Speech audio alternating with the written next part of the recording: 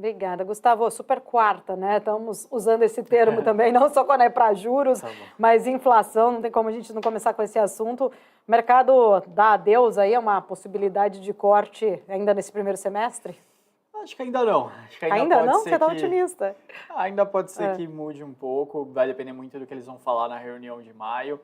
Mas se a gente olhar o que foi a inflação do ano passado nos Estados Unidos, ela foi uma escadinha para baixo, mas ela teve uma queda um pouco mais brusca, ela despencou de fato na leitura de maio, que vai ser feita durante a segunda semana de junho. Ou seja, se a gente olhar o que tem de projeção trimestre a trimestre nos Estados Unidos, ela encerra o ano bem perto de 2%, que é a meta. E a cada trimestre vai em um patamar mais baixo, lembrando, a leitura que a gente faz é com base nos últimos 12 meses. Se você pega mês que teve o patamar mais alto, vai acabar puxando um pouco. E conforme a gente chega nesses patamares bem mais perto de 3, que vão ser lá para maio, aí vai parecer que a inflação está convergindo muito. Agora, a gente ainda está fazendo uma leitura com base numa inflação que foi perto de 5% no ano passado. Então, ainda é um patamar mais alto. Agora, entrando na inflação, teve 2 pontos que puxaram muito, que foram metade, gasolina e moradia. Gasolina, nos últimos meses do ano passado, estava até puxando para baixo, estava negativo.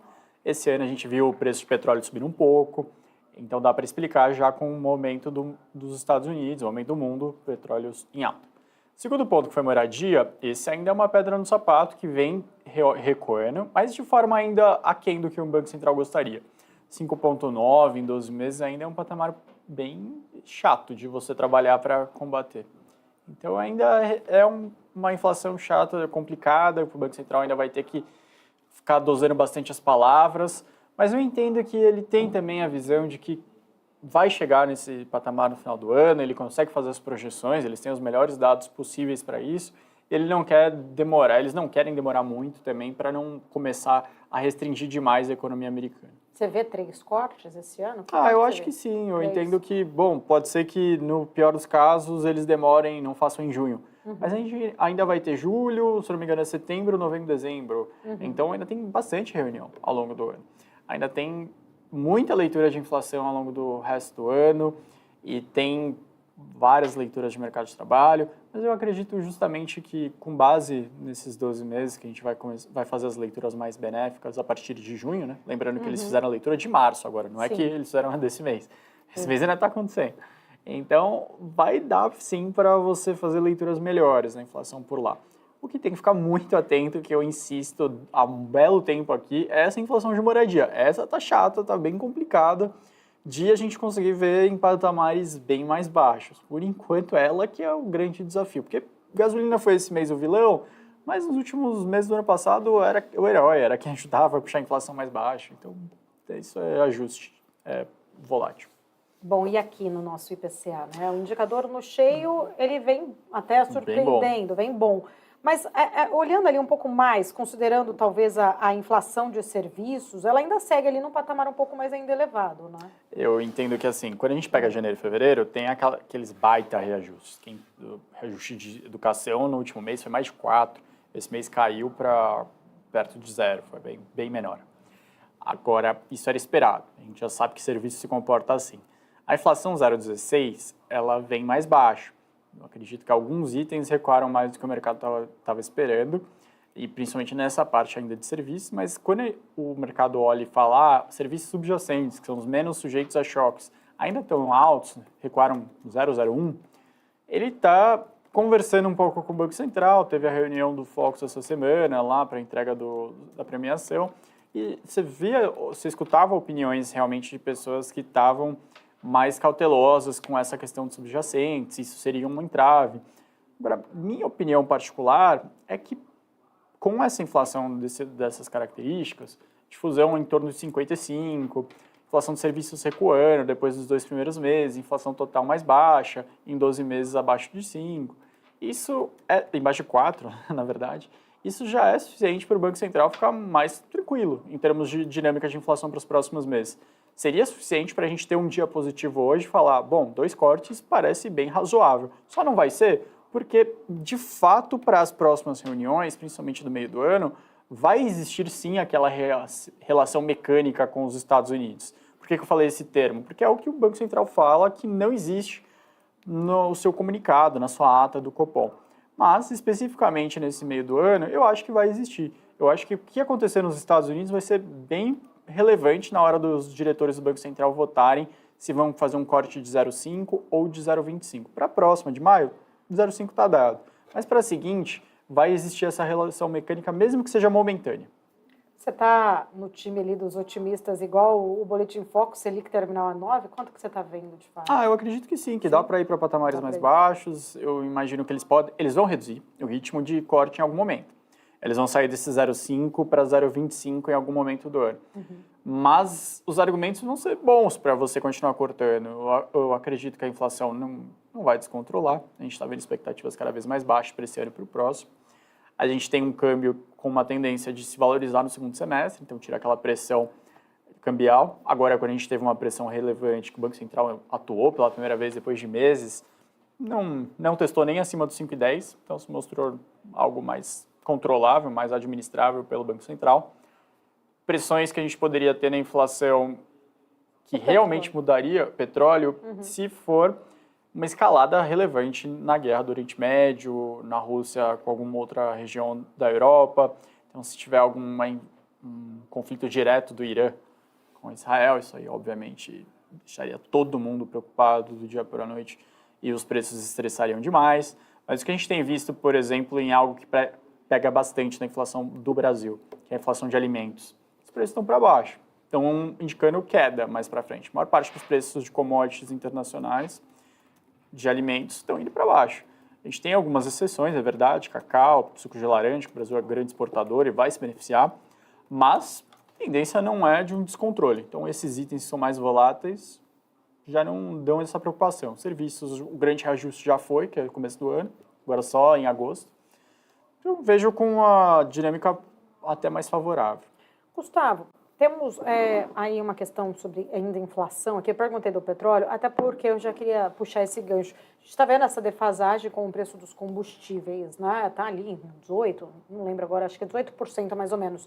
Não tem nenhuma leitura, de fato, que a Petrobras deve fazer algum tipo de correção num curto prazo, mas em algum momento talvez tenha que fazer esta correção. Enfim, a Petrobras é uma outra, né, dinâmica aqui que a gente pode falar mais. Mas olhando para isso, o quanto de fato a gente não está tendo, de repente, um IPCA menor por uma inflação ali meio que artificial, por não ter correção de valores de Petrobras, ali, de combustíveis. Se algum momento vier, isso não vai fazer preço ali? Com certeza. Eu acho que se a gente pegar o gráfico dos preços da Petrobras, do preço do petróleo e os preços da Petrobras praticando gasolina no Brasil, está bem parecido com o que era antes de 2015.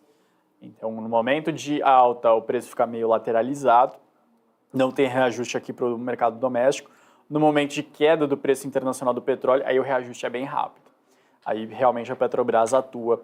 Mas faça esse gráfico, você, se tiver oportunidade, os dados são públicos, e compare os períodos de tempo. A gente está ficando igual era antes de 2015, era durante a década, os 2 mandatos do Lula, no qual existia uma pseudo-controle dos preços de combustíveis. Né? Só tem reajuste na hora de baixa. Se forem soltos os preços agora, estaria dando impacto. Exatamente o que a gente viu hoje na gasolina dos Estados Unidos aconteceria também na gasolina aqui no Brasil. Não é só na gasolina. O presidente está se articulando bastante para baratear ainda mais a conta de luz dos brasileiros.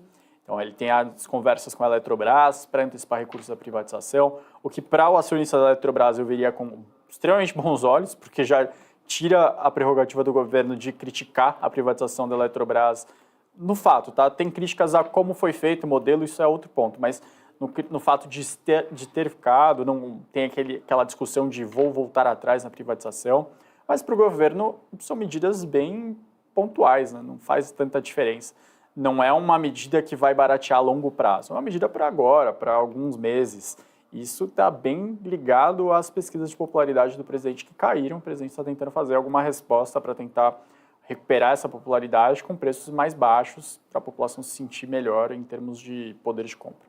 Por que daria certo agora, se não deu certo no governo da presidente Dilma Rousseff, segurar ali os preços, né, artificialmente, principalmente de energia elétrica? O que você acredita? Ou não daria, né? A gente sabe exatamente que isso tem seu reflexo. talvez a gente tenha um reflexo mais num curto prazo, mas uma hora a conta vai acabar chegando.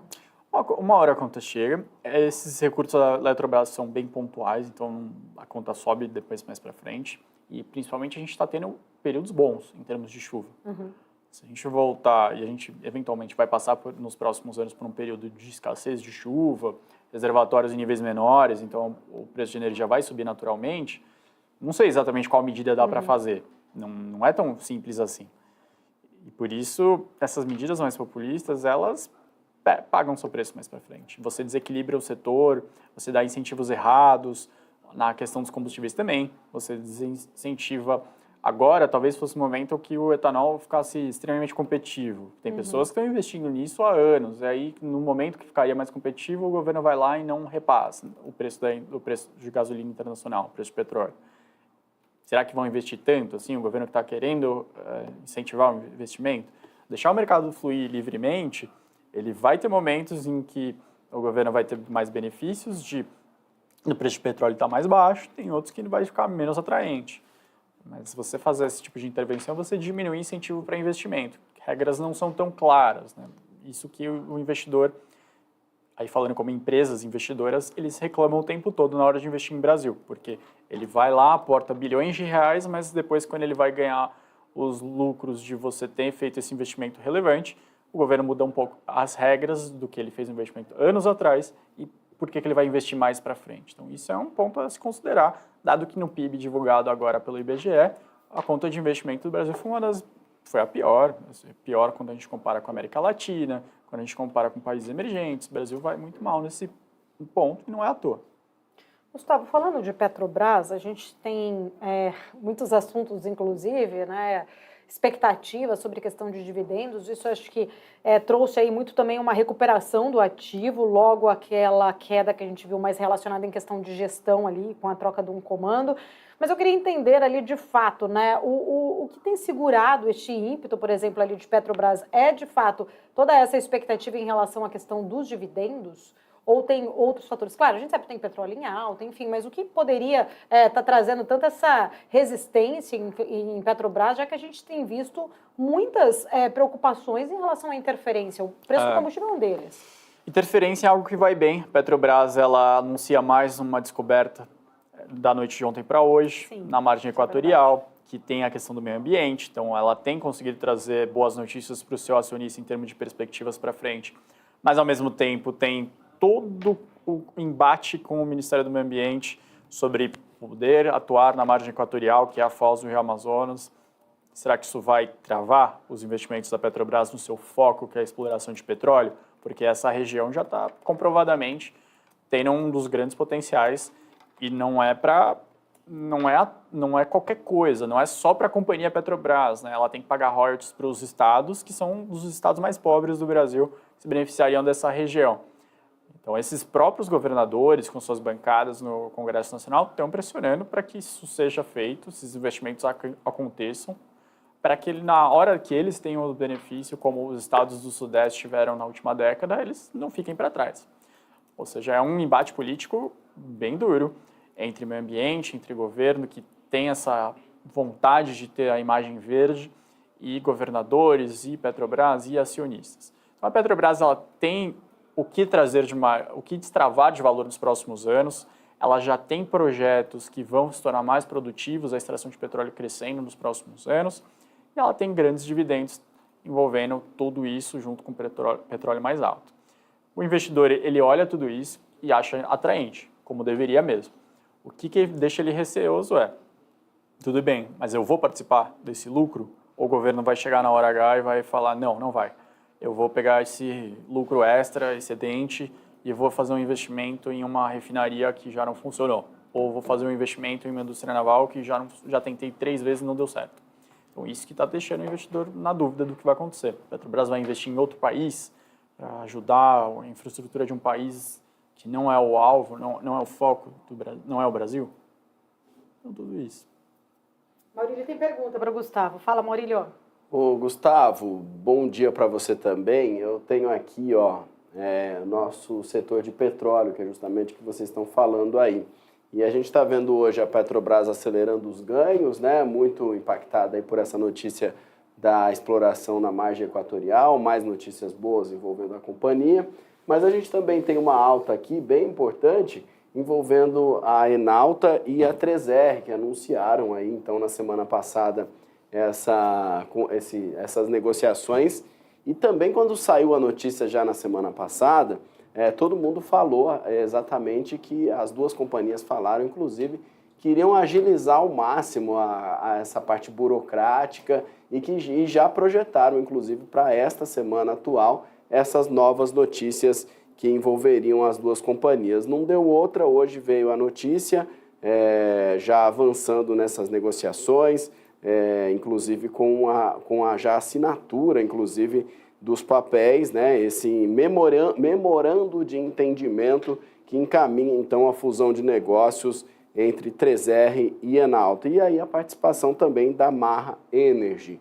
Como o setor está vivendo essa união aí, essa fusão de negócios entre as duas companhias? Tem mais detalhes já de como vai ficar a divisão acionária, como que vai funcionar daqui para frente? Perfeito, Maurílio, bom dia.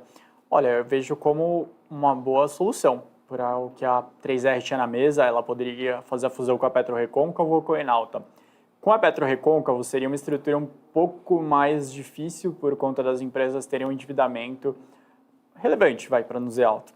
Com a Enalta caixa líquido não ia ter muito problema e justamente as duas juntas vão ficar com um endividamento em torno de 1,4 EBITDA, algo bem razoável, algo que o mercado considera extremamente administrável. As duas juntas, elas têm uma sinergia potencial de 1,5 bi de dólares, né? Se fosse com a PetroRecôncavo, seria 1 bi. Então, já é uma sinergia potencial interessante. Da divisão acionária perguntada, aí eu não lembro exatamente os percentuais, mas já está definido na proposta, se não me engano, a 3R ficar com um pouquinho mais de 50%, então ela teria um pouco mais do controle. Mas isso tudo a gente vai ter que aguardar mais informações das empresas para entender como que eles vão administrar a empresa daqui para frente. Agora, o que eu acho mais relevante é o investidor, ele acompanhou a negociação e ele quer saber, bom, agora já aconteceu, eu ainda entro nessa nova empresa, o que tem para você, investidor, nessa nova empresa? A Enalta, ela tem um custo de extração do petróleo em torno de $28 o barril. A 3R, 18. Petrobras, abaixo de 10. PetroRio gira em torno de 10. Ou seja, essas duas empresas que estão se juntando, elas podem chegar para você, acionista, e falar, com essas sinergias, com o expertise dos dois lados, a gente vai conseguir chegar num custo de extração mais perto dos melhores do nosso setor. E isso vai ser uma tese extremamente vendedora. Vai acontecer mais ou menos o que aconteceu com a PetroRio nos últimos anos, que passou por um turnaround extremamente bem sucedido e saiu também de patamares de extração de petróleo acima de $20 o barril para o que tem hoje, chegando perto da Petrobras. Se essas duas empresas hoje, como uma nova, conseguem passar essa mensagem para o investidor, acho uma ótima estratégia. Juntas, elas já chegam bem perto da PetroRio em extração, 86 mil barris por dia, a PetroRio 88. Caso contrário, se elas têm dificuldade de fazer isso, aí a 3R vai ficar com um custo de extração um pouco maior, né? Ou com um custo de extração mais perto do que é a Enalta hoje. E isso afasta um pouco o investidor, a PetroRio continua sendo a franca favorita se você quer ter exposição ao setor de petróleo sem o risco político da Petrobras. Então veja que é uma estratégia interessante, mas tem que acompanhar o que vai ser dito, quais são os planos para eles pela frente, como que são essas sinergias. A mesma coisa que a gente falou quando o Arezzo se juntou ao grupo Soma. Tudo bem, eles falam em sinergias bilionárias, mas vamos olhar no detalhe.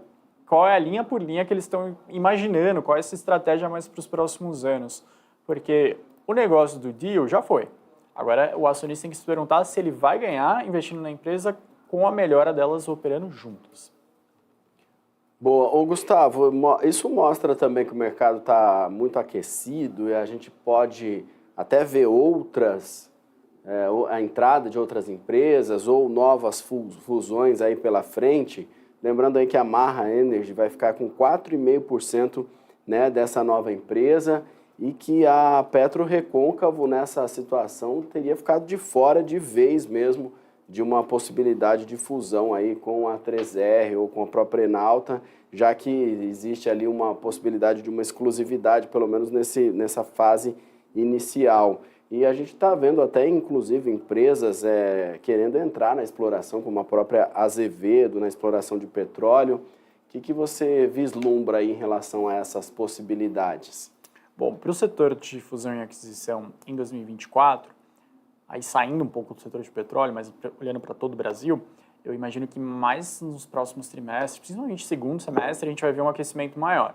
Agora, nesse primeiro, a gente já tem indícios disso por conta do mercado de dívidas. A gente tem visto já que com as mudanças na lei que a gente teve no começo do ano, no começo de fevereiro, que o governo mudou o que pode ser colocado como LCI, LCA, tirando principalmente essa fonte de financiamento dos bancos e deixando mesmo para o agro, para o setor imobiliário, com CRI e com CRA, as empresas que estão conseguindo emitir agora estão fazendo trocas de dívidas caras por baratas.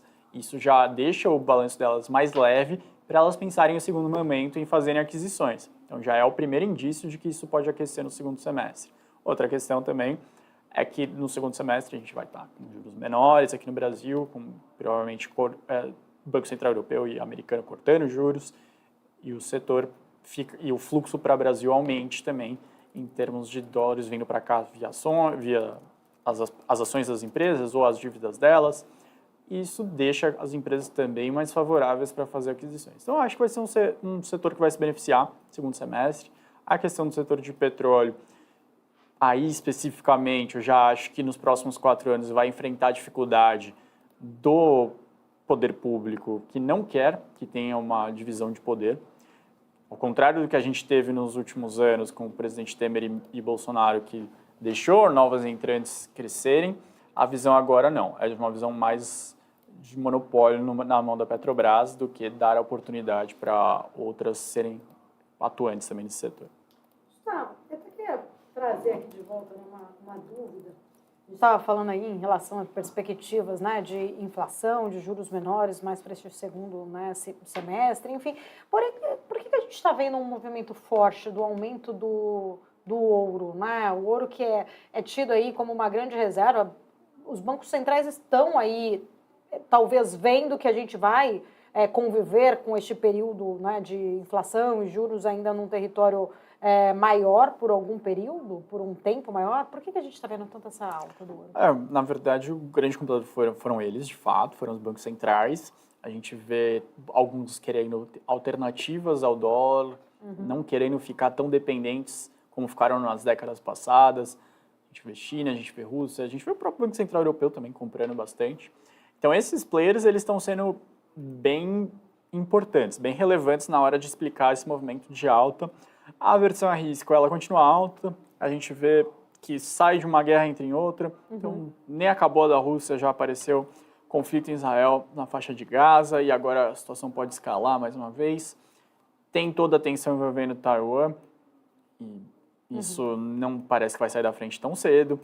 Então, realmente, com essa dinâmica pela frente, os bancos centrais estão tentando diversificar um pouco mais do que eles têm nas suas reservas, colocando o ouro como alternativa, para não ficar dependente demais de uma moeda como era anteriormente, com o dólar a principal reserva do mundo, depois o euro. Estão tentando sair um pouco desse escopo para se defender, para possíveis problemas financeiros mais adiante. Então, imagino que foi essa a explicação mais recente. Não é que a gente teve aquela aversão a risco que zerou os mercados de ações, todo mundo saiu, foi para lá, mas eu entendo que foi mais ou menos por aí, da parte dos bancos centrais. Entendi. Só também mais uma outra dúvida, eu trouxe mais cedo aquela aprovação ontem de um projeto de lei na Câmara que acabou alterando também o arcabouço ali fiscal, né? A proposta, ela antecipa, né? Acho que a liberação ali de 15 bilhões de reais, mais esse espaço para o orçamento deste ano. Eu queria primeiro entender a tua visão, né? Se você acha que isso, claro, vai ter a discussão ainda no Senado, né? Não, tem que ir para o Senado até ser sancionado esse projeto de lei, mas da forma como já foi ali aprovado, sem polêmica, né? Com uma ampla maioria, tende a ser que isso também pode ser que passe por lá. Como que você vê de fato, né? Isso é benéfico ou poderia ser ruim pelo lado de antecipar um debate sobre a ampliação aí desse limite de gastos no meio de uma discussão de uma necessidade de ajuste fiscal? Especificamente do ponto, eles têm no arcabouço fiscal que se você comprovar uma receita recorrente, você pode gastar mais, né? Que é o DPVAT que vai voltar e, portanto, o governo já está se antecipando a isso. por isso que foi mais simples de ser aprovado. Então, o governo tem essa defesa, fala, ó, o DPVAT está voltando. E também o Congresso ele está com quase 6 bilhões de reais em emendas travadas, congeladas e vetadas pelo presidente Lula. Quando ele vê 15 bilhões, ele fala, opa, parte disso vem para mim. Então, eu aprovo agora. Agora, pensando no médio prazo, pensando um pouquinho mais para frente, é uma sinalização ruim. É uma sinalização clara de que se não partir do governo o ajuste fiscal, o Congresso não vai tomar as dores, ele vai votar por aprovar para gastar mais sempre que puder. A gente vê alguma manifestação, sim, claro, de deputados, de senadores para uma responsabilidade fiscal maior, mas é difícil falar que esses dois grupos não vão votar para aumentar gastos em boa parte do tempo. Como foi feito agora, pode ser feito mais para frente. Então, ou o governo ele assume esse protagonismo de realmente bancar, precisamos fazer corte de gastos, precisamos ajustar o orçamento que hoje não encaixa nossas prioridades nele, o Congresso não vai fazer isso. Não vai ser o Congresso que vai conseguir avançar com uma reforma administrativa, por exemplo. Precisa que o governo vá a público, faça propaganda, o presidente realmente coloque a cara para isso. E a gente sabe que são medidas que muitas vezes são impopulares, então, particularmente, eu acredito que não vai ser feito até o final desse mandato. Muito provavelmente o presidente se abstém desse tipo de tema. Gustavo, já que a gente está falando de orçamento, né, tem toda uma discussão também do orçamento do ano que vem, né, possibilidade até mesmo de trazer essa flexibilização, né, ali de despesas mais obrigatórias. A própria Simone Tebet falou talvez em tirar saúde e educação. Queria entender um pouco da tua leitura em relação o quanto é isso, né, apesar de 2024 o Haddad continuar perseguindo o déficit zero, mesmo o mercado já precificando que não vai chegar, mas ainda assim ele está perseguindo. Trazer alteração para o ano de 2024 descredibiliza o marco fiscal? Sim, diminui bastante o poder como que eu posso dizer? O poder que estão defendendo realmente, que estão perseguindo. Mas vai na direção correta? Vai, mas bem aquém do que precisa. O governo precisava realmente estabilizar. A cada ano que se passa, a gente vê a dívida aumentando, dívida em relação ao PIB, com o governo gastando mais do que arrecada por ano. E a gente está tendo déficits ainda maiores nesse começo de ano, fevereiro e março, recordes. E quando você já sinaliza para o mercado, ano que vem já não vou cumprir mais o que eu acabei de propor. Não é que o governo recebeu isso, que é uma regra antiga. Foi uma regra criada com números colocados no mercado pelo governo no ano passado. Então, menos de 12 meses depois, o governo já está chegando para o mercado, para todo mundo, falando, olha, aquilo que eu falei ano passado, menos de 12 meses atrás, já não vale mais. Eu já acho que não vai ser cumprido, vamos flexibilizar um pouco mais, já... E assim, vamos ser realistas, né? Esse 0,25 positivo ano que vem já nem parece que vai acontecer de fato. E a cada ano que se passar, a gente vai ter que ver esse desgaste. Acho que seria importante o governo tomar a punição de não cumprir. Não parece que vai acontecer, mas seria importante, porque aí realmente seria uma cobrança política, uma cobrança legal em cima de deputados, senadores, do executivo, de quem está assinando esse orçamento que prometeu e não cumpriu, e aí vai ter que tomar a penalidade. Mas do jeito que está sendo feito, do jeito que o arcabouço foi feito, não existe essa punição na prática. Todo mundo simplesmente desvia os recursos, desvia no sentido de você acha brechas jurídicas para gastar mais, para não cumprir, e a punição ela meio que existe só no texto, não existe na prática. Muita coisa, muito importante, Gustavo. Eu quero agradecer, obrigada por estar aqui com a gente até quarta-feira que vem. Até quarta-feira que vem, muito obrigado pelo convite sempre, espero que todos tenham um ótimo dia. Maravilha.